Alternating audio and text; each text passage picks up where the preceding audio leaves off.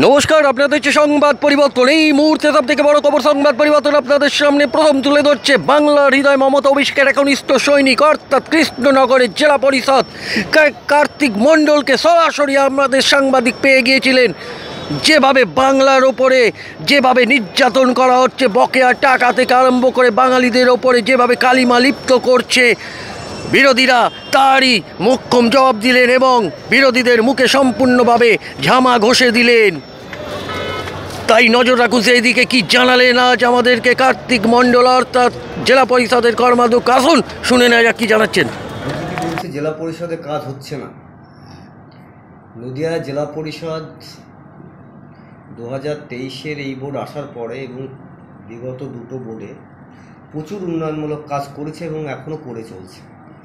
এই মুহূর্তে আপনারা যদি তথ্য পরিসংখ্যান নেন, নদিয়া জেলার 18টা ব্লকে সার্বিকভাবে রাস্তা, আলো এবং আমাদের জেলায় যে সকল হেরিটেজ যেসব ইনস্টিটিউশনগুলো আছে বা আমাদের যেগুলো অডিটোরিয়াম আছে, প্রত্যেকটা ডেভেলপমেন্ট, শুধু তাই নয় এবং বিউটিফিকেশনের জন্যে বিভিন্ন ব্লকের যেগুলো আমাদের ঐতিহাসিক স্থান বলুন, পলাশিস, আবার আপনার স্টেডিয়ামগুলো, প্রত্যেকটা ক্ষেত্রে শিক্ষা, স্বাস্থ্য, পঞ্চায়েতের যে সার্বিক ডেভেলপমেন্ট নদিয়া জেলা পরিষদ প্রবল গতিতে এগিয়ে চলেছে। এটা এদের অপপ্রচার, একটা মানুষের মাইন্ডকে ডাইভার্ট করার অপচেষ্টা ছাড়া কিছুই নয়।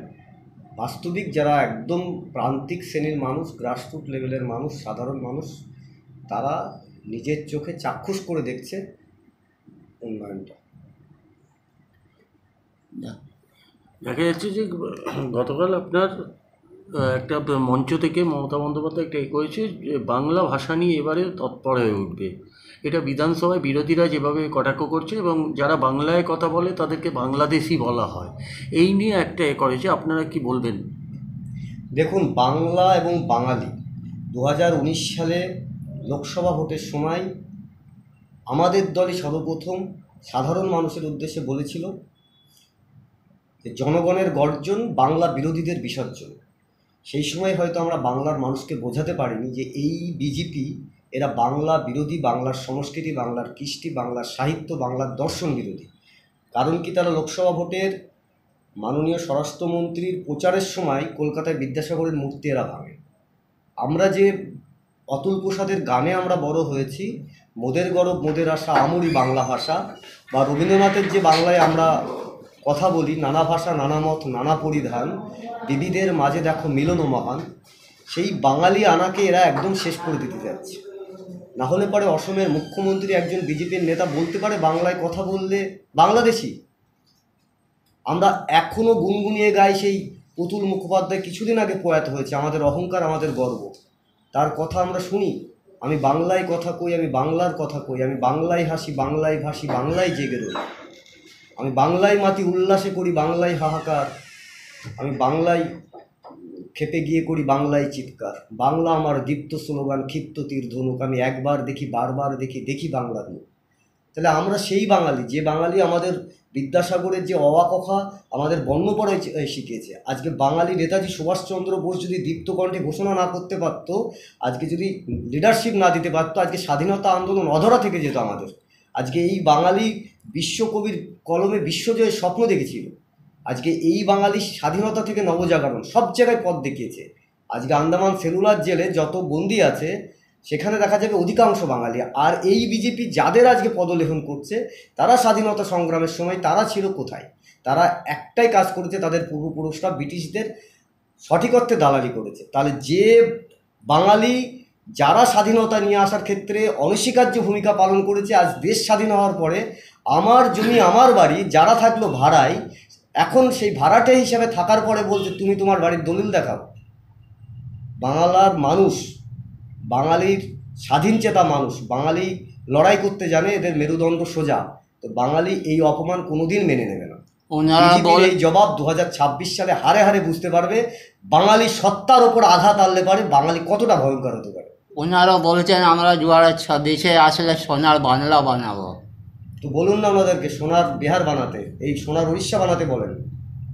আজকে ওড়িশায় যে বিজু পট্টনায়কের নেতৃত্বে মাননীয় মুখ্যমন্ত্রী, তার সুযোগ্য পুত্র মাননীয় নবীন পট্টনায়কের নেতৃত্বে যে সরকারটা চলছে, এই তো কিছুদিন আগে বিজেপি উড়িষ্যায় পাওয়ারে আসলো, কি হলো? একটা মেয়ে বাঁচার জন্য প্রাণে ছুটে বেড়াচ্ছে, তাকে জ্বলন্ত অ্যাসিড দিয়ে পুড়িয়ে মেরে দিচ্ছে। এই তো তাদের কালচার। তো বলুন, আগে বিজেপি সোনার উড়িষ্যা বানাতে, সোনার বিহার বানাতে, তারপরে নয় বাংলার না, কথা। ওনারা বলছেন বেঙ্গলে নষ্ট হয়ে যাচ্ছে, সংস্কৃতি নষ্ট হয়ে যাচ্ছে, হারিয়ে যাচ্ছে। কিচ্ছু নষ্ট হচ্ছে না। বাংলায় একটাই কাজ, বিজেপি যে অর্থনৈতিক অবরোধ দেওয়ার চেষ্টা করছে। গতকাল আমাদের এমপি মাননীয় বাপি হালদার সংসদে প্রশ্ন করেছিল যে আমাদের শিক্ষাক্ষেত্রে বরাদ্দ কত। দেশের শিক্ষামন্ত্রী তিনি যে লিস্টটা লিখিতভাবে দিয়েছে, সেটাই দেখা যাচ্ছে পশ্চিমবঙ্গের নামটাই নেই। আজকে বলুন, সর্বশিক্ষা খাতে যেখানে কেন্দ্র রাজ্য বরাদ্দ একটা নির্দিষ্ট সিস্টেম অনুযায়ী পায়, সেখানে অন্যান্য রাজ্য সর্বশিক্ষার টাকা, স্কুল কলেজ তাদের ডেভেলপমেন্টের জন্য যে টাকা, যেটা ফেডারেল স্ট্রাকচারে একটা নীতিবদ্ধ অবস্থায় আছে, সেক্ষেত্রে অন্য রাজ্য পেলেও বাংলাকে দিচ্ছে। শিক্ষাক্ষেত্র থেকে, মানচিত্র থেকে বাংলার নামটাই তুলে দিচ্ছে। আজকে 100 দিনের কাজের টাকা, সেই কাজের টাকার বরাদ্দ কমিয়ে দিয়েছে। আজকে আপনার যেটা আবাস যোজনা, 60 ভাগ বরাদ্দ কেন্দ্র দেবে, 40 ভাগ রাজ্য দেবে, সেই টাকা দিচ্ছেন। তো বাংলার মানুষ দেখতে পাচ্ছে বিজেপি সর্বপ্রকার চেষ্টা করছে পশ্চিমবঙ্গকে অর্থনৈতিক অবরোধের মধ্যে দিয়ে পশ্চিমবঙ্গের মানুষকে, অর্থাৎ গরিব মানুষকে কী করে ঠকানো যায়, কী করে কষ্টে রাখা যায়, এটাই তাদের একমাত্র এজেন্ডা।